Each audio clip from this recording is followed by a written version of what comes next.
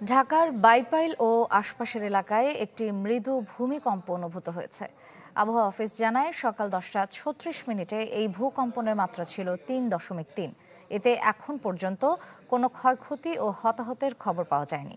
শুক্রবার সকালে 10টা 38 মিনিটে দেশে 5.7 মাত্রার ভূমিকম্প হয়, যার উৎপত্তি স্থল ছিল নরসিংদীর মাধবদী। এর স্থায়িত্ব ছিল 26 সেকেন্ড। এতে 3 জেলায় অন্তত 10 জনের মৃত্যু হয়, আহত হয় অনেকে। ঢাকার বেশ কিছু ভবনে ফাটলেরও খবর পাওয়া যায়।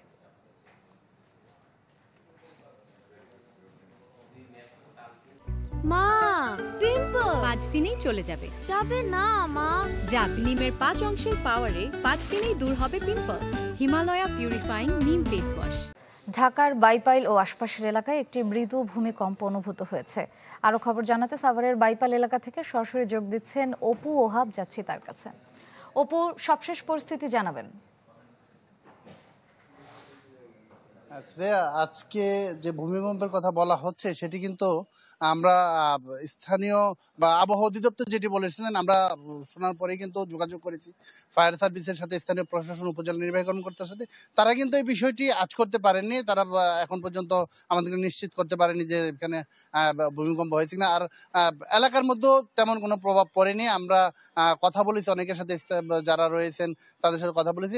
কোনো প্রকার খুব অনুভবই হয়নি, এখানে অনুভব হয়নি।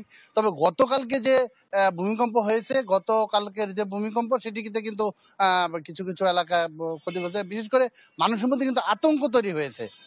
এখনো তারা সেই আতঙ্কে অনুভূত হচ্ছেন। এবং যেহেতু এটি একটি শিল্প অধ্যুষিত এলাকা, এখানে কিন্তু বেশ ঘনবসতি, শ্রম অধ্যুষিত কারখানাগুলোতে মানুষ একটু শব্দ বা কোনো প্রকার পেলেই কিন্তু ভয় আতঙ্কিত হয়ে ওঠে।